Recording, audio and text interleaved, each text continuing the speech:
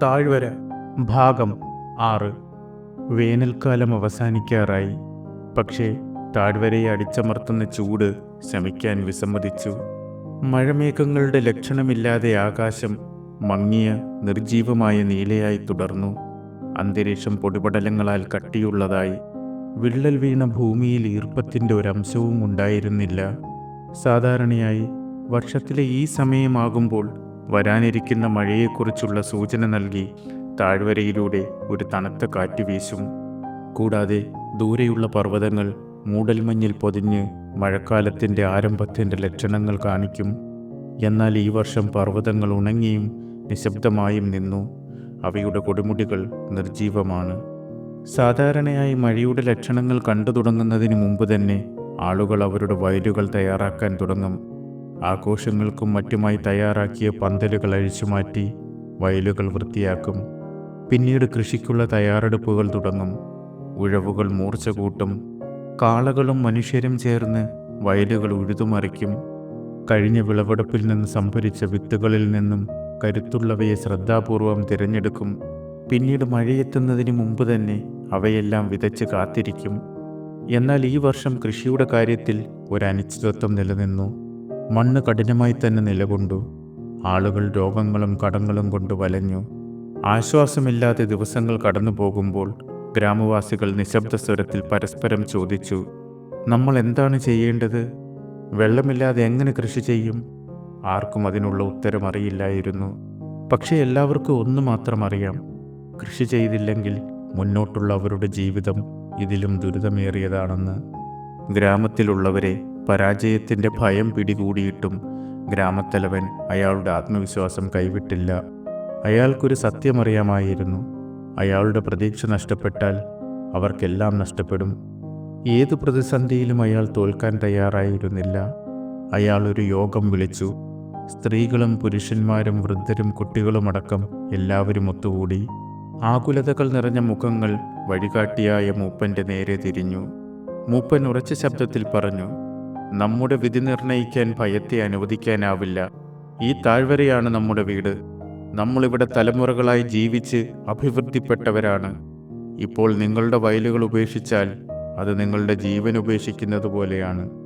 നമ്മൾ എല്ലായ്പ്പോഴും ഉള്ളതുപോലെ കൃഷി ഒരുക്കും. മൂപ്പൻ വിയോരനെ നോക്കി. വിയോരൻ മുന്നോട്ട് വന്നു.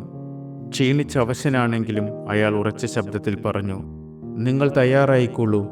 ഇന്നു മുതൽ ഞാൻ മഴയ്ക്ക് വേണ്ടിയുള്ള പ്രാർത്ഥനകൾ ആരംഭിക്കുകയാണ്. ആൾക്കൂട്ടത്തിനിടയിൽ ഒരു പിറുപിറുപ്പ് അലയടിച്ചു. അനിശ്ചിതത്വം ഇപ്പോഴും നിലനിൽക്കുന്നു. എന്നാൽ അവരുടെ മുതിർന്നവരുടെ വാക്കുകൾക്ക് ശക്തിയുണ്ടായിരുന്നു.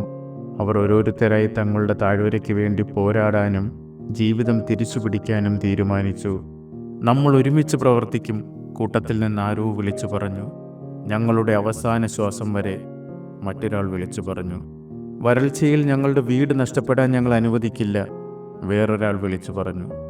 ഈ കൂട്ടായ തീരുമാനം ഗ്രാമത്തിന് പുതിയ ഊർജം പകർന്നു.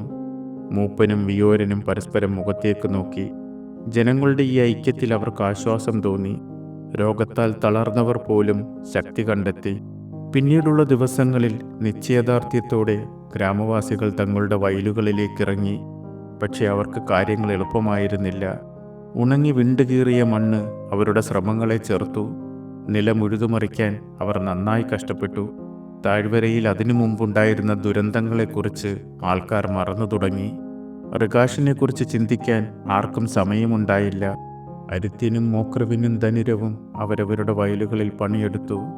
തൻ്റെ കലപ്പയെ ആഴത്തിലാക്കുന്നതിനിടയിൽ അരിത്യൻ പിറുപിറുത്തു, ഇത് കല്ല് പൊട്ടിക്കാൻ ശ്രമിക്കുന്നത് പോലെയാണ്. അവൻ്റെ അനിയൻ തലയാട്ടി. അവൻ്റെ കൈകൾ അതിൻ്റെ പിടിയിൽ മുറുകെ പിടിച്ചു. അവരുടെ നെറ്റിയിൽ നിന്ന് വിയർപ്പ് തുള്ളികൾ ഇറ്റു വീണു. പേശികൾ വേദനിച്ചു.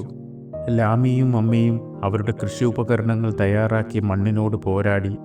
ഉഴവുകൾ മണ്ണിൽ താരാൻ വിസമ്മതിച്ചു. മണ്ണിന് കട്ടി കൂടുതലായിരുന്നു.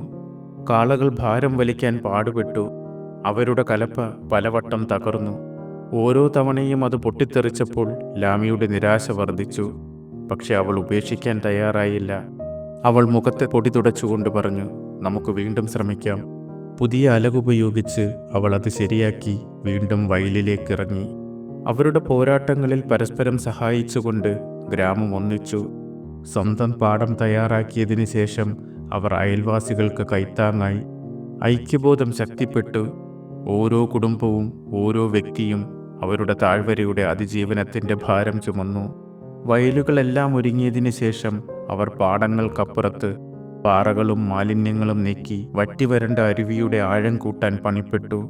കരുണയില്ലാത്ത സൂര്യന് കീഴിൽ ഓരോ ജോലിയും ക്ഷീണിതമായിരുന്നു. പക്ഷെ ആരും നിർത്തിയില്ല. എന്നിട്ടും ദിവസങ്ങൾ കഴിഞ്ഞിട്ടും മഴ പെയ്തില്ല. തുടക്കത്തിലെ ആവേശം കുറഞ്ഞു തുടങ്ങി. അവരുടെ ശരീരം തളർന്നു. അവരുടെ ആത്മാവ് ദുർബലമായി. വയലുകൾ തയ്യാറായി. വൃദ്ധനായ ഒരു കർഷകൻ മന്ത്രിച്ചു. പക്ഷേ മഴയെവിടെ? രാത്രിയിൽ ഗ്രാമവാസികൾ മാറ്റത്തിൻ്റെ അടയാളങ്ങൾ തേടി ആകാശത്തേക്ക് നോക്കി. മേഘങ്ങൾ കൂട്ടമായില്ല. കാറ്റ് തണുത്തില്ല. അസഹനീയമായ ചൂടിൽ താഴ്വര കുടുങ്ങിക്കിടന്നു. പിന്നെ കുശുകുശുപ്പുകളായിരുന്നു. താഴ്വര ശരിക്കും ശപിക്കപ്പെട്ടോ? നരൂപി നമ്മെ അഭിവൃദ്ധി പ്രാപിക്കാൻ അനുവദിക്കില്ലേ? നമ്മൾ വെറുതെ പണിയെടുത്തോ? ഭയവും സംശയവും കൊണ്ട് വീണ്ടും പ്രതീക്ഷ തകരാൻ തുടങ്ങി. ജനങ്ങളുടെ ആവേശം തണുത്തതോടെ മൂപ്പനും വിയോരനും വീണ്ടും വിഷമത്തിലായി. വിയോരൻ മഴയ്ക്കായുള്ള പ്രാർത്ഥനകളും പൂജയും തുടർന്നുകൊണ്ടിരുന്നു. പക്ഷേ അതൊന്നും ഫലം കണ്ടില്ല. മഴയ്ക്ക് വേണ്ടി ഇനി നോക്കിയിരുന്നിട്ട് കാര്യമില്ല. മറ്റെന്തെങ്കിലും മാർഗം ആലോചിച്ചേ മതിയാകൂ, വിയോരൻ മൂപ്പനോട് പറഞ്ഞു. മൂപ്പൻ വീണ്ടും ഒരു യോഗം വിളിച്ചു. ഗ്രാമവാസികൾ ഒരിക്കൽ കൂടി ഒത്തുകൂടി. ഇത്തവണ ആർക്കും പക്ഷേ മുമ്പത്തെ ഐക്യമുണ്ടായിരുന്നില്ല. എല്ലാവരുടെയും മാനസികാവസ്ഥ മോശമായിരുന്നു. തളർച്ചയും ആശങ്കയും കൊണ്ട് അവരുടെ മുഖങ്ങൾ വിളറിയിരുന്നു. ഞങ്ങൾക്കിനി മഴയ്ക്കായി കാത്തിരിക്കാനാവില്ല, ഒരാൾ അരിശത്തോടെ പറഞ്ഞു. ആകാശം നമുക്ക് വെള്ളം തന്നില്ലെങ്കിൽ നമ്മൾ തന്നെ അത് കണ്ടെത്തണം, മൂപ്പൻ ശാന്തനായി മറുപടി നൽകി. എങ്ങനെ? മറ്റൊരാൾ ചോദിച്ചു. നമുക്കെവിടെ നിന്ന് വെള്ളം കിട്ടും? അതെനിക്കറിയില്ല. പക്ഷെ നമ്മളെല്ലാവരും ചേർന്ന് ഒരു വഴി കണ്ടെത്തിയേ പറ്റൂ, മൂപ്പൻ പറഞ്ഞു. വെള്ളത്തിനായി വഴി ആലോചിച്ചു വരുമ്പോഴേക്കും താഴ്വരയിലുള്ളവരെല്ലാവരും മരിക്കും, ആരോ ഒരാൾ വിളിച്ചു പറഞ്ഞു. വേറൊരാൾ അത് ഏറ്റുപിടിച്ചു. അടുത്തിരുന്നയാൾ അതിനെ എതിർത്തു. അവർക്കിടയിൽ കലഹമുണ്ടായി. ആളുകൾ സംഘങ്ങളായി തിരിഞ്ഞ് തർക്കിക്കാൻ തുടങ്ങി. തർക്കം സംഘർഷത്തിലേക്കും കയ്യാങ്കളിയിലേക്കും നീങ്ങി. അത് താഴ്വരയിൽ പതിവുള്ള ഒരു കാഴ്ചയായിരുന്നില്ല. നിരാശനായ മൂപ്പനും വിയോരനും പരസ്പരം നോക്കി. മൂപ്പൻ ഉച്ചത്തിൽ വിളിച്ചു പറഞ്ഞു, നിർത്തൂ, നിങ്ങളിങ്ങനെ കലഹിച്ചാൽ എല്ലാവരും ഇപ്പോൾ തന്നെ മരിക്കും. നമ്മൾ പരസ്പരം പോരടിക്കേണ്ട സമയമല്ലത്, നിലനിൽപ്പിനായി ഒന്നിച്ചു നിൽക്കേണ്ട സമയമാണ്. എല്ലാവരും ശാന്തരായി. അവരവരുടെ ഇരിപ്പിടങ്ങളിലിരുന്നു. ആൾക്കൂട്ടം ശാന്തമായപ്പോൾ മൂപ്പൻ സ്വരം അല്പം മയപ്പെടുത്തി പറഞ്ഞു, നിങ്ങൾ ഓരോരുത്തരും ചിന്തിക്കൂ, താഴ്വരയെ രക്ഷിക്കാൻ നമുക്ക് എന്ത് ചെയ്യാൻ പറ്റുമെന്ന്. ഏതെങ്കിലും വഴിയിൽ ഇവിടെ വെള്ളമെത്തിയാൽ എല്ലാം പഴയ പോലെയാകും. ചൂടേറിയ സംവാദം പൊട്ടിപ്പുറപ്പെട്ടു. ആളുകൾ ഓരോ നിർദ്ദേശങ്ങൾ മുന്നോട്ട് വയ്ക്കുകയും ചർച്ചകൾ ചെയ്യുകയും ചെയ്തു. വെള്ളം കേതിരയിൽ നിന്ന് കുതിരവണ്ടികളിൽ കൊണ്ടുവരാം, ദത്തേയു നിർദ്ദേശിച്ചു. ഓരോ കുടുംബത്തിനും ആവശ്യമായ വെള്ളം ആഴ്ചതോറും എത്തിക്കാം. അതിന് ചെലവാകുന്ന പണം ഞാൻ തരാം. അത് വളരെ ദൂരെയാണ്, ഒരാൾ പറഞ്ഞു. ആവശ്യത്തിന് കൊണ്ടുവരാൻ നമ്മൾ എത്ര തവണ അങ്ങോട്ടും ഇങ്ങോട്ടും യാത്ര ചെയ്യണം, കൂടാതെ പണച്ചെലവും, മറ്റൊരാൾ വാദിച്ചു. തീരെ പ്രായോഗികമല്ലാത്ത ആ നിർദ്ദേശം ആരും അംഗീകരിച്ചില്ല. നിരാശനായ ദത്തേയു പിന്നീടൊന്നും സംസാരിച്ചില്ല. ചർച്ചകൾ വീണ്ടും തുടർന്നു. പല നിർദ്ദേശങ്ങളും മുന്നോട്ട് വന്നു. പക്ഷേ ഒന്നും തീരുമാനമായില്ല. അവിടെ ഒരു നിശബ്ദത പടർന്നു. പല വഴികളും ആലോചിക്കുന്നതിനിടയിൽ ലാമിയുടെ മനസ്സിൽ അവളുടെ അച്ഛൻ്റെ ഓർമ്മകൾ നിറഞ്ഞു. അച്ഛൻ്റെ വാക്കുകൾ അവളുടെ കാതിൽ മുഴങ്ങി. മോളിപ്പോൾ ചെറിയ കുട്ടിയല്ലേ, വലുതാവുമ്പോൾ നമ്മുടെ താഴ്വരയിൽ വെള്ളമില്ലെങ്കിൽ മലയുടെ അപ്പുറം പോയി കൊണ്ടുവരാം. ലാമിയുടെ മനസ്സിൽ സന്തോഷം നിറഞ്ഞ മുഖത്ത് ചിരി വിടർന്നു. അനിശ്ചിതത്വവും എന്നാൽ നിശ്ചയദാർഢ്യവുമുള്ള ശബ്ദത്തിൽ അവൾ വിളിച്ചു പറഞ്ഞു, പർവ്വതങ്ങൾക്കപ്പുറം വെള്ളമുണ്ടെങ്കിലോ? ജനക്കൂട്ടം അവളെ നോക്കി. അവർ പിറുപിറുത്തു. ഇതുവരെ ആരും പരിഗണിക്കാത്ത ഒരാശയമായിരുന്നു അത്. ആരും ഇതുവരെ മല കടന്നിട്ടില്ല, ഒരാൾ ഓർമ്മിപ്പിച്ചു. അപ്പുറം എന്താണെന്ന് ആർക്കും അറിയില്ല. എങ്കിൽ നമ്മളത് കണ്ടുപിടിക്കണം, വിയോരൻ ഉറപ്പിച്ചു പറഞ്ഞു. അരുവി ഒഴുകുന്നത് മലയുടെ മുകളിൽ നിന്നാണ്. അപ്പോൾ അതിനു പിന്നിൽ വെള്ളത്തിൻ്റെ എന്തെങ്കിലും ഉറവിടം കാണാതിരിക്കില്ല, മൂപ്പൻ പറഞ്ഞു. ആൾക്കൂട്ടത്തിനുമേൽ ഒരു നിശബ്ദത വീണു. ആശയം ധീരവും അപകടകരവുമായിരുന്നു. പക്ഷെ അതുവരെ ഉയർന്നു വന്ന ചിന്തകളിൽ അതുമാത്രമായിരുന്നു പ്രായോഗികമായിരുന്നത്. അതിലാണ് അവരുടെ പ്രതീക്ഷ. ഒടുവിൽ ആ അഭിപ്രായം എല്ലാവരും അംഗീകരിച്ചു. മലയ്ക്കപ്പുറം വെള്ളത്തിൻ്റെ ഉറവിടം കണ്ടെത്താമെന്ന ധാരണയിൽ യോഗം അവസാനിച്ചു. പിന്നീടുള്ള ദിവസങ്ങളിൽ ഗ്രാമത്തിൻ്റെ പല കോണുകളിലും ആളുകൾ പല കൂട്ടങ്ങളായി തിരിഞ്ഞ് മല കടക്കുന്നതിനെക്കുറിച്ച് ചർച്ച ചെയ്തു. കാട്ടുപൂക്കളോ മരുന്നിനു വേണ്ടിയുള്ള ഔഷധച്ചെടികളോ പറിക്കാൻ വേണ്ടി അല്പദൂരം മലയുടെ മുകളിൽ കയറിയിട്ടുണ്ടെന്നല്ലാതെ അത് കടന്ന് ആരും ഇതുവരെ പോയിട്ടില്ല. ചിലർ കാണാതായ ആടുകളെ അന്വേഷിച്ചും കുറച്ചു ദൂരം പോയിട്ടുണ്ടാകും. മല കടക്കാൻ എത്ര ദിവസം വേണമെന്ന് ആർക്കും ഒരു നിശ്ചയവുമില്ല. ഇനി മല കടന്നപ്പുറം പോയാൽ തന്നെ അവിടെ വെള്ളമുണ്ടാകുമോ എന്നറിയില്ല. ഇനി വെള്ളം കണ്ടെത്തിയാൽ തന്നെ അതെങ്ങനെ താഴ്വരയിൽ എത്തിക്കുമെന്നും അവർക്കൊരു ധാരണയുമില്ലായിരുന്നു. ഗ്രാമത്തിലെ നേതൃസംഘത്തിലുള്ളവർ മല കടക്കുന്നതിനുള്ള പദ്ധതി തയ്യാറാക്കാൻ വേലാതറിനെ ഏൽപ്പിച്ചു. അയാൾ ചില കണക്കുകൂട്ടലുകൾ നടത്തി. ഇപ്പോൾ അരുവിയൊഴുകിയിരുന്ന ഭാഗത്തെ കൊടുമുടികൾക്ക് പൊക്കം കൂടുതലാണ്, കൂടാതെ കുത്തനെയുള്ള കയറ്റവും. അതുവഴി പോയാൽ മലയുടെ മുകളിലെത്താൻ 4-5 ദിവസമെടുക്കും. അപകടങ്ങൾക്കുള്ള സാധ്യതയും കൂടുതലാണ്.